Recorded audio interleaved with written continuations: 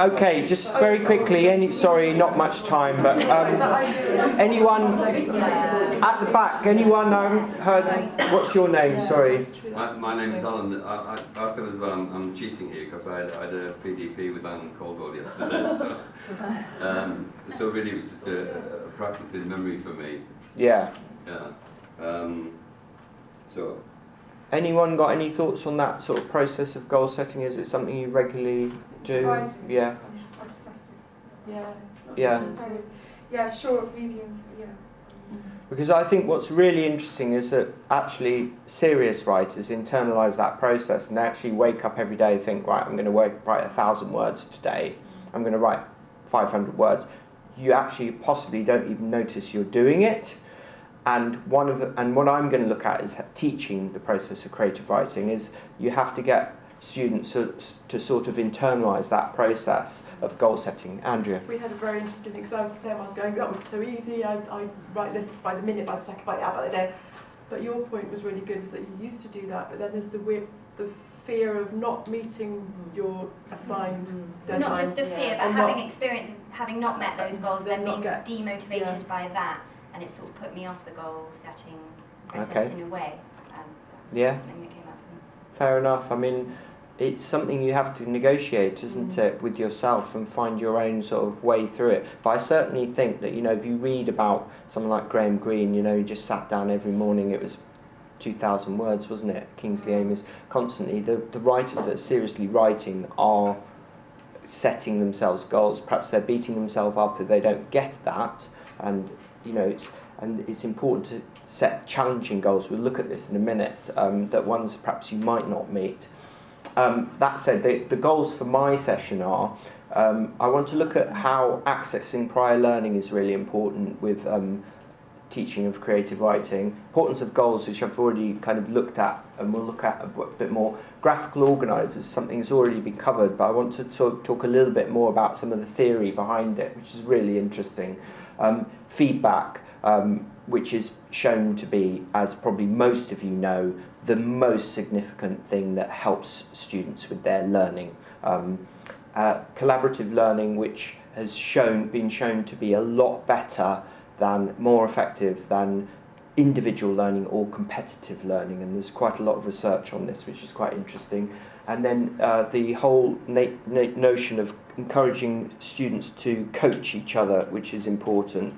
The methodology, I'm teaching, I don't know, is anyone aware of John Hattie's? So no one. Oh, that's interesting. No. You are. I think if you're in secondary school teacher training, you'll be very familiar with his name. He is the guru of learning basically in secondary school theory. But I think so much of what he says is transferable to HE, and in fact, he does say that is the case. Robert Marzano is another. Anyone come across Marzano's work? An American educational researcher, hugely influential in the pedagogy of teacher instruction. And then popularisers of this work. Jeff Petty, I think, has written the best book, Evidence-Based Teaching, that basically processes Marzano and Hattie's findings. They're two quite heavy educational researchers, and he's processed it into a kind of way in which it's quite easy to understand, and I find his book on evidence-based teaching really useful. And then there's the Evidence-Based Teacher Network, which is aimed at secondary school teachers, but I think just as applicable to HE.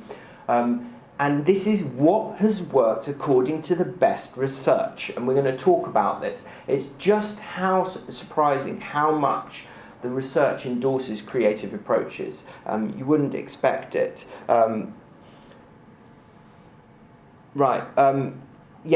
just going to stop there for a minute. What Hattie and Marzano did is they did research reviews looking over mostly research which looked at randomised control testing. So they had a control group that didn't have a particular intervention, and then they measured the achievement against an intervention group.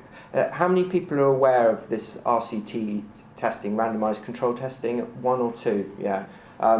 and so it's quite hard-headed, it's quite scientific, and they look at and they crunch the numbers basically, and they look at the effect sizes. So what actually is added, what value is added when these interventions take place. And they show quite powerfully that there are certain interventions that are fairly clear and simple, quite creative ones, that have a significant effect on learning across all age ranges and across all disciplines, okay? And this is for primary, secondary school students and HE. And it's not just about creative writing, obviously it's about teaching science, it's applicable. But it's very interesting how applicable it is to creative writing. What do you know about teaching of creative writing? Could you just share for a minute with the person sitting next to you, you know, where you're at, how long you've been teaching, if you have been, or have you been taught by someone? And then we'll just have a very quick report back on this. Off you go.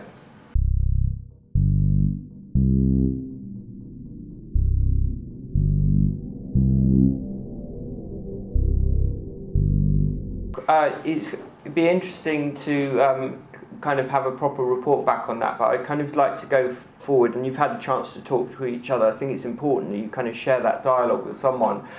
Goal setting, this is really interesting. Hattie and Marzano both show this, that actually how many teachers here use learning objectives? It's often, you know, it's a standard thing, and in fact Hattie and Marzano find that goal setting is a more powerful way than learning objectives. The reason why, it's very, very simple. It's very similar to a learning objective. If you're teaching a lesson and you say, right, I want you to set a goal for yourself rather than this is the learning objective, the student internalizes it, so it becomes part of their own sort of mindset. If you say your learning objective is this, it's external and you are trying to do something for them. They're not trying to do something for themselves. And so goal setting is more powerful just through a semantic reason. And it's most powerful if students take ownership of the goal. So getting at the beginning of a lesson students to set their own goals, dependent on what you've laid out, can be very effective. And it takes a minute or so, but it makes a significant difference to the learning that goes on, because they immediately have ownership of everything that goes on in the lesson if they've set a goal for themselves.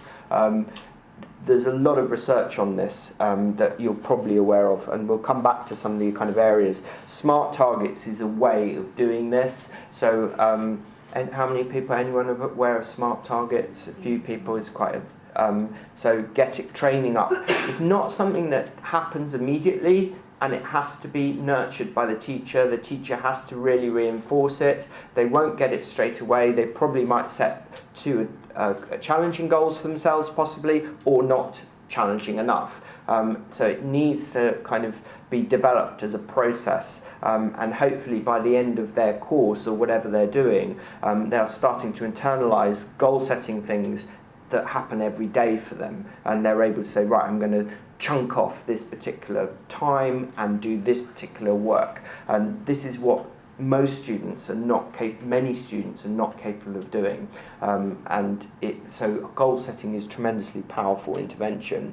For very little kind of extra time, you get massive benefits in the learning. Graphical organisers, we've been looking at this fascinating research in this. There's a lot of neurological theory now looking at how the brain works. How many people know about different learning styles, visual, audio, kinesthetic?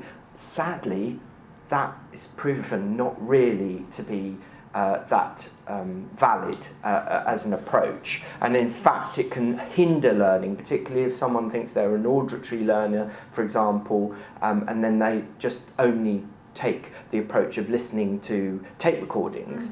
It really can, but the one area it was kind of around the right area was the idea that the brain is visual. We evolved as a species for the last 1 million years as a visual species, and language, verbal language, only happened roughly about 200,000 years ago.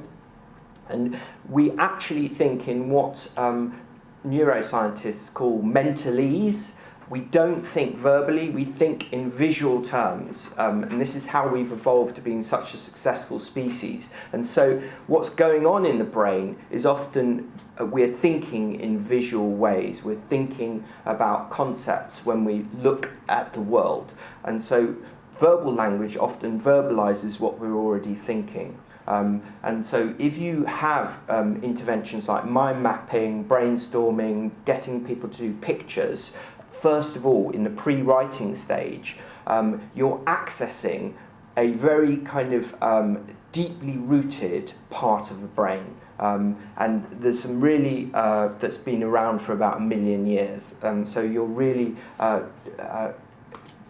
taking people into the kind of place where deep thought happens. And so it's really worthwhile doing a bit of research. I haven't got much time to talk about it on that because it's a really interesting area and really developing in kind of the neuroscience.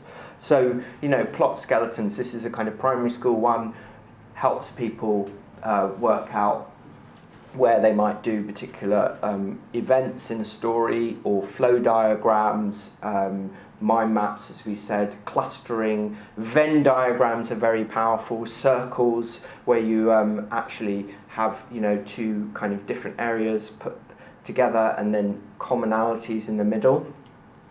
Robert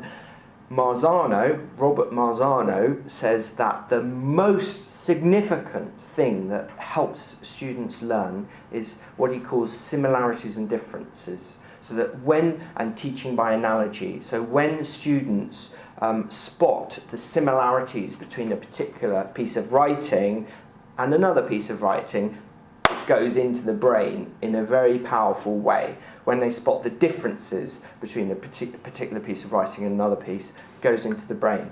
When you start comparing a writer's process, say, or a piece of writing to having a good analogy for it, saying, for example, that it is a bit like being a craftsperson making a piece of furniture, it goes into the brain. Teaching by analogy and is very powerful. Feedback. For Hattie, the most effective teaching technique is actually feedback. Secondary school teachers all have been done to death on this, but his research is really valid, and across thousands of studies that they've done, if you get the feedback right, it's really good. So getting peer marking done seriously is very, very useful, even if, this is what Hattie found, even if it's not that good, because what it does is it internalizes the process. So people start to kind of get into the process of looking back over work. So, and that's many teachers' complaints, is that, they peer mark and it's useless, but nevertheless, you're getting into the process of doing it.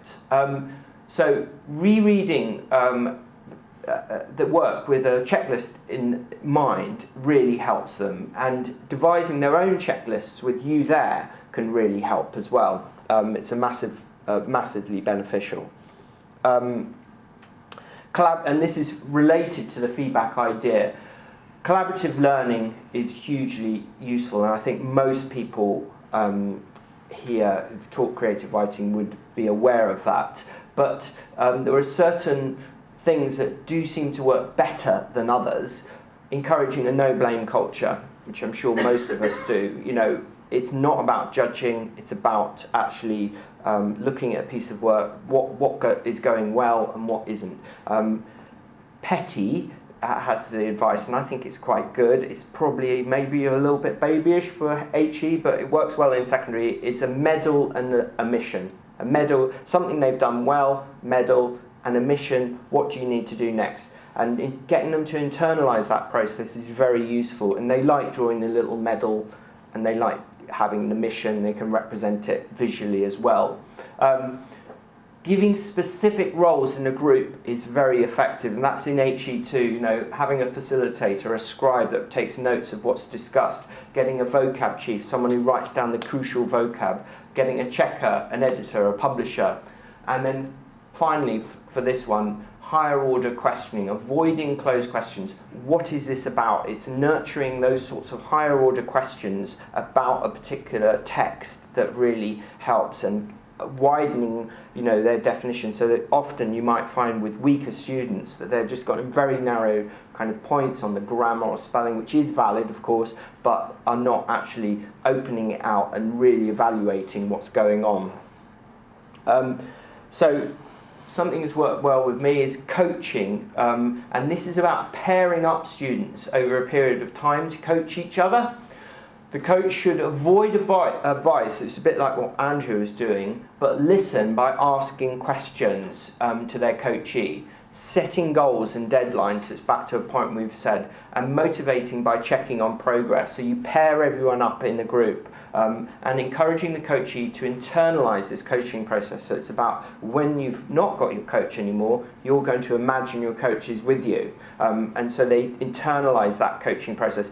I've found it's really, really successful with students. It's often, you know, you need to think about who's going to be paired where, but if you get it right and you really push it, then that can be very successful too. Okay, yeah, I've just got a couple of minutes left. Maybe if you could just discuss about what you've learned. Now, this is actually relevant because another thing that Hattie and Marzano point out is metacognition is tremendously powerful. It's where you get people to reflect on what they've learnt.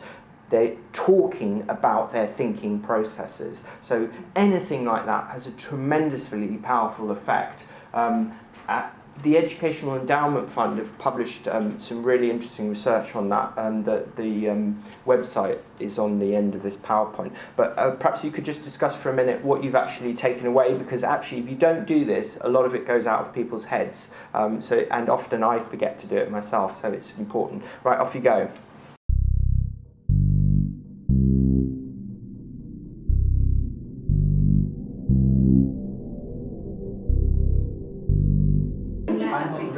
It'd be interesting to just hear, perhaps in the break time, what people have learned, but I think we've run out of time now. So, yeah, it's 10:30, yeah. So 10:30, yeah. So those are the websites of the people. The Hattie's website is quite academic, it's quite useful. Petty's website is tremendously useful, huge amount of free resources on that. Mine is just got my blogs and stuff and a few links. It's not so probably good for what we've looked at. I think yours is really useful. Oh, right. Thank you. And Mike, who I know well at the Evidence-Based Teacher Network in Cambridge, his stuff is really good. If you get a chance to do any of his training days, they're very useful indeed.